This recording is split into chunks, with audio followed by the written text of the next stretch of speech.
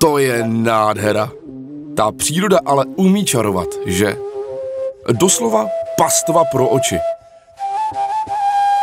Možná po tom, co jste právě viděli, mi to neuvěříte, ale tato reportáž je o počítačích, školách a moderních učitelích v nich.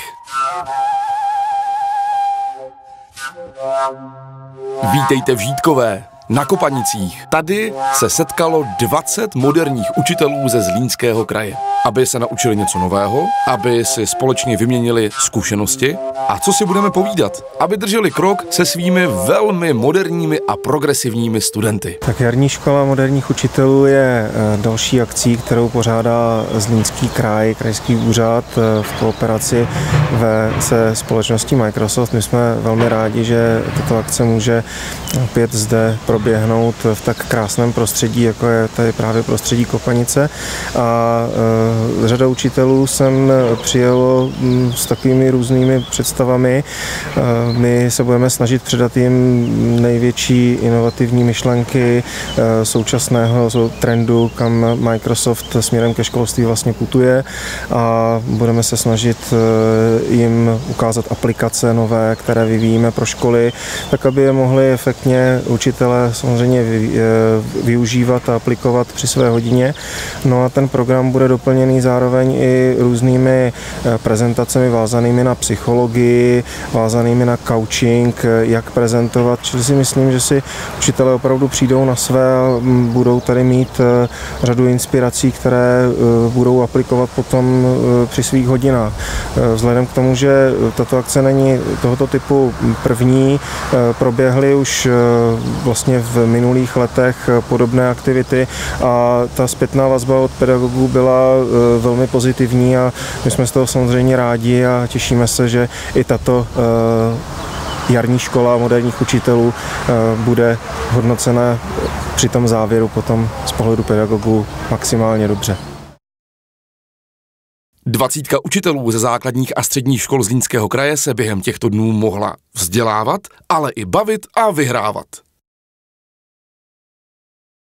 Toto je vlastně nějaký další milník spolupráce s firmou Microsoft, kterou oficiálně nikde nemůžeme moc uvádět, takže vždycky uvádíme, že spolupracujeme s významnou softwarovou firmou, ale prakticky ve školství kromě Microsoftu a Apple se s tím moc potkávat ani nemůžeme. My jsme vlastně v loňském roce tady měli v létě první mezinárodní letní školu Microsoftu, kde bylo zhruba 30-40 lidí ze Slovenska, z České republiky, kantorů. A jak jsme tady nasáli tu atmosféru, tak se nám to strašně líbilo. A ti kantoři, kteří tady byli, tak byli úplně nadšení. Tak jsme sehnali nějaké peníze, udělali jsme zimní školu Zlínského kraje v Karlovicích, jsme měli vlastně zástupce všech středních škol a bylo to ve 2 třídenních bězích. Mohu říct, že jsem po dlouhé době viděl opět to nadšení správné pedagogické, doplňování se navzájem, sdílení takových těch zkušeností, a nebyly to 3 dny určitě špatné, proto jsme se rozhodli nabídnout tuto možnost i základním školám. Samozřejmě termínově se to obvykle nedá úplně všechno sladit, ale zvolili jsme prostředí příjemné a myslím si, že to, co tady ty 3 dny můžete nasát, tak je to zajímavá věc. A my bychom rádi s vámi spolupracovali do budoucna. Ani ne my bychom rádi, aby se vytvořily ve Zlínském kraji neformální skupiny spolupracujících kantorů aktivních, na bázi třeba těch klubů aktivních učitelů a podobně. A myslíme si, že to by mělo jít ze spodu. Nemá cenu, aby vám někdo tady něco řídil, řizoval, protože ten systém potom nefunguje. Takže toto bereme jako takový určitý start i pro základní školy, abychom daleko více komunikovali, nebyli konkurenti a pomáhali si navzájem právě na poli toho IT. Tak já jsem přijel na tuhle školu s pocitem, že bych se chtěl dozvědět něco nového o informačních technologiích, o Microsoftu, o tom, jak moji kolegové dělají podobné věci, jaké používají technologie, jaké používají postupy, a abych tyto nápady mohl aplikovat i do své výuky. Mám pocit, že české školství z hlediska informovanosti není až tak na tom nejvyšší stupni. Určitě by se dalo zavést spousta nových nápadů, jakým způsobem by se dali jednotliví vyučující informovat lepším způsobem o možnosti používání informační technologie. I když zrovna v Zlínském kraji myslím, že ta informovanost je docela na vysokém stupni. No a proč vlastně klademe tomu takový důraz? Tak ať se na to díváte selským rozumem, tak v tom školství, když bychom podpořili například IT technologie, jazyky, angličtinu a matematiku, tak nikdy nic neskazíme.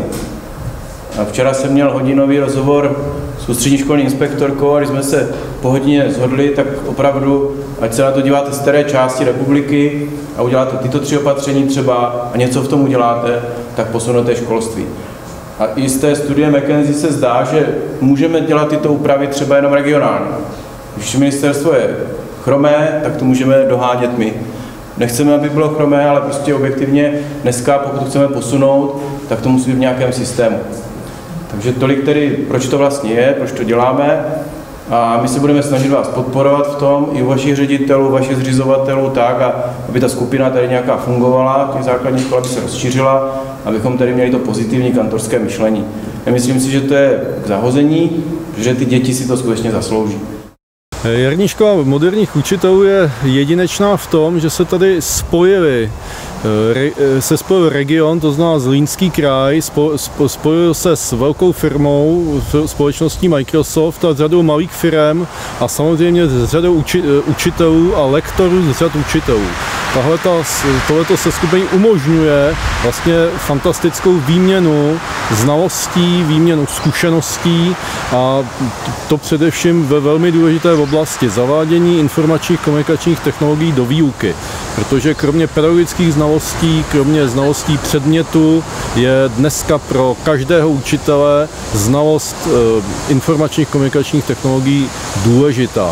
Ať už jsou to dotykové obrazovky, tablety, počítače, nejrůznější počítačové systémy, softwarové produkty, ať už jsou to kancelářské systémy, ať už jsou to různé editory fotografií, ať už jsou to různé onlineové úložiště, obrázků, videí a tak dále. Takže to jsou všechno věci, se kterými by naši moderní učitelé měli pracovat.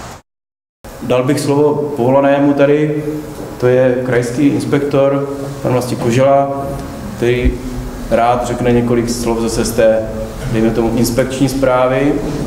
Ale chci říci, že poslední 2 roky mě inspekce mile překvapuje, zvlášť ten poslední projekt Nikoes a podobně, jsou věci, které jsou zajímavé a něco se děje. Takže to je dobře, že z těch částí pražských ta inspekce dneska začíná být taková trošku zajímavější.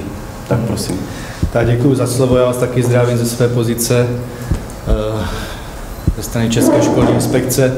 Když jsem sem jel, tak jsem byl na návštěvě na 16. základní škole na okružní Jižní svazy, kde jsem se díval, jak probíhají testování páťáků a deváťáků.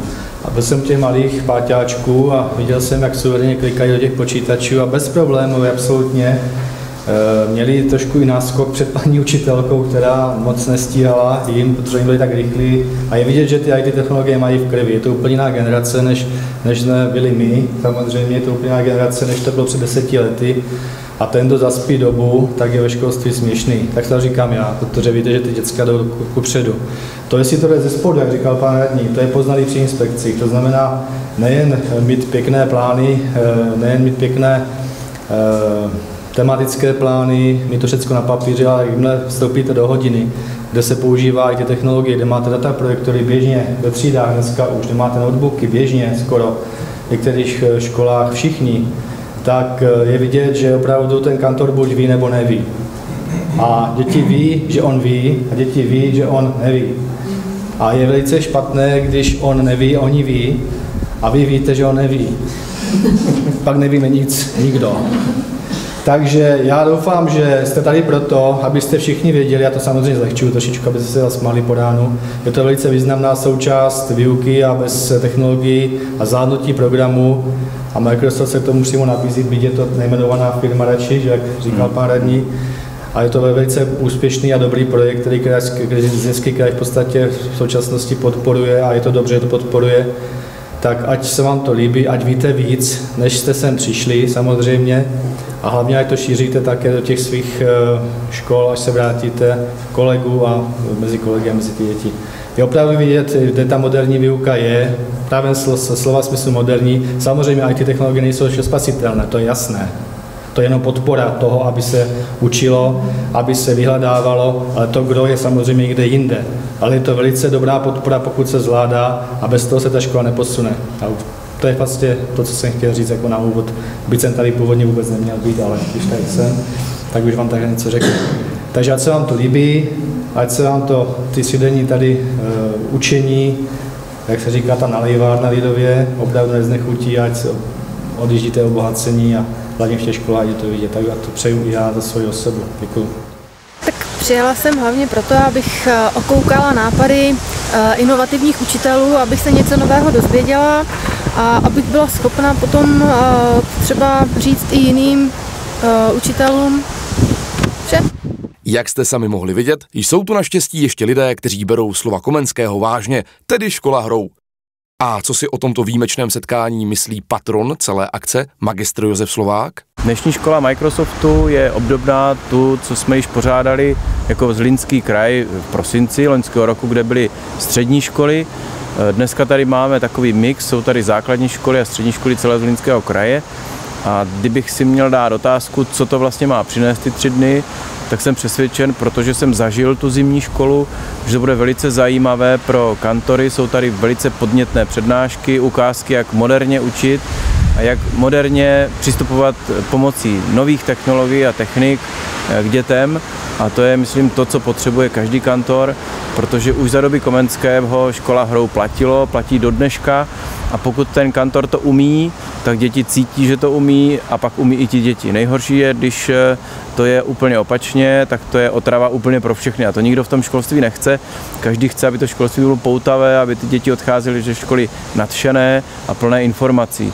A o tom vlastně i tady to 3denní školení, že vlastně informace dnešního světa by měly co nejefektivněji proudit dětem a s radostí by to měli učitelé jim sdělovat. Tak to si myslím, že dneska se tady odehraje, že tady budou mít spoustu motivačních, zajímavých věcí a tak, jak jsem byl na tom posledním setkání, tak dlouho do noci se diskutuje, pracuje a má to úžasnou atmosféru a tam si myslím, že patří dnešní školství, moderní školství a moderní učitelé.